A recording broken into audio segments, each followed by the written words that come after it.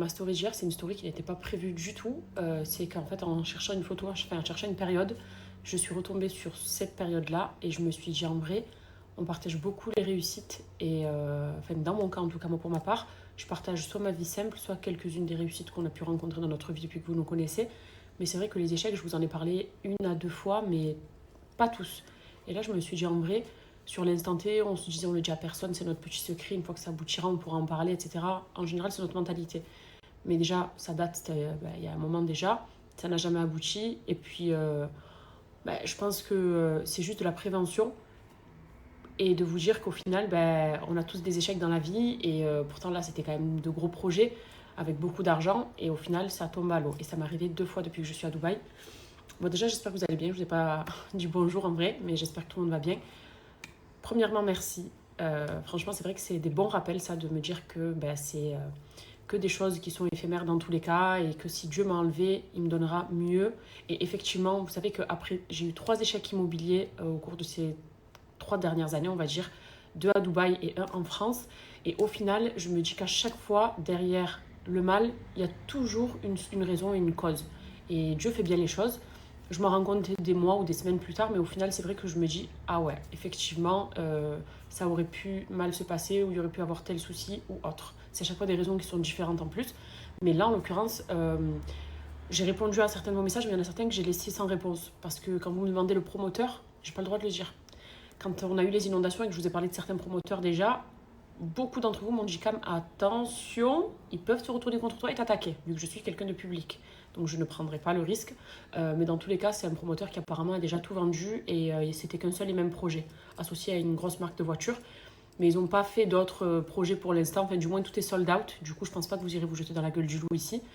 Mais le problème, c'est qu'en fait, on a été visité. Ok ?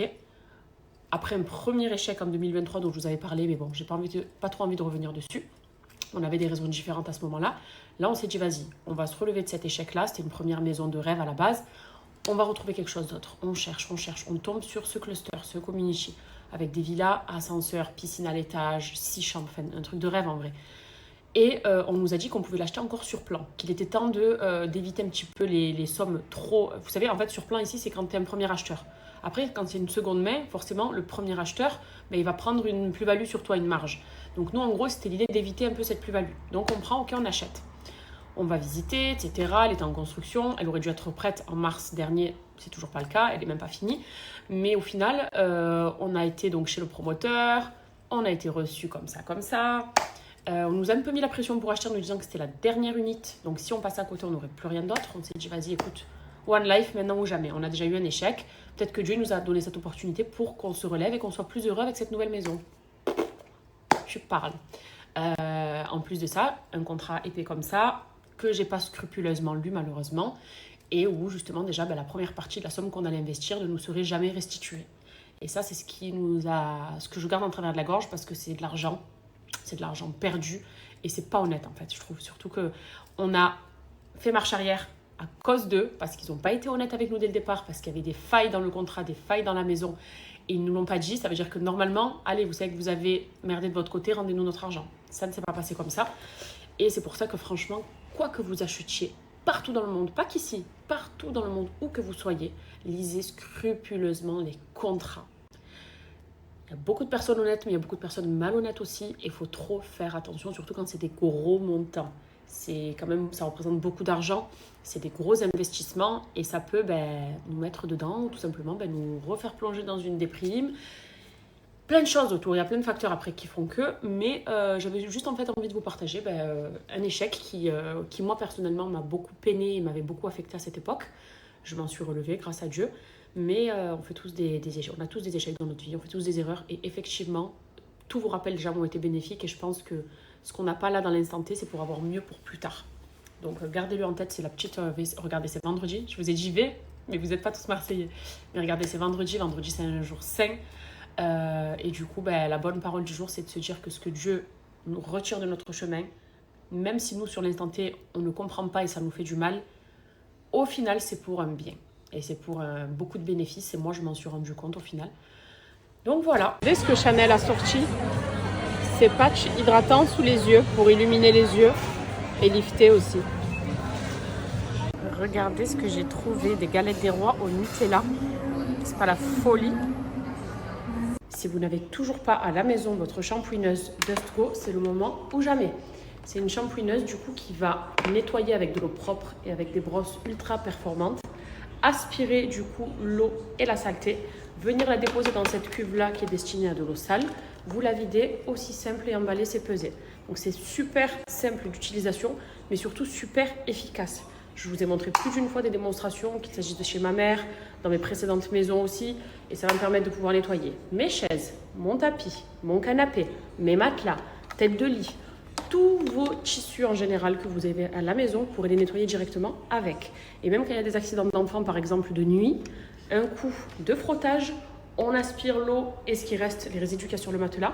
Croyez-moi que votre enfant le soir même redort dans un lit sec et propre. C'est juste génial et l'un des meilleurs investissements à faire. La shampooineuse, je l'ai branchée.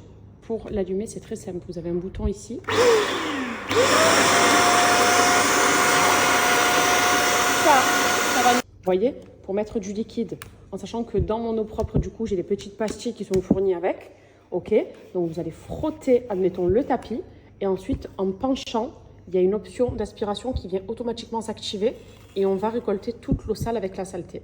Cette même eau qui du coup va aller directement dans l'eau sale. Donc ça, c'est un réservoir d'eau sale qu'après vous jetez. Si vous avez des surfaces un peu plus petites, vous avez ici cet embout-là qui est donc beaucoup plus petit.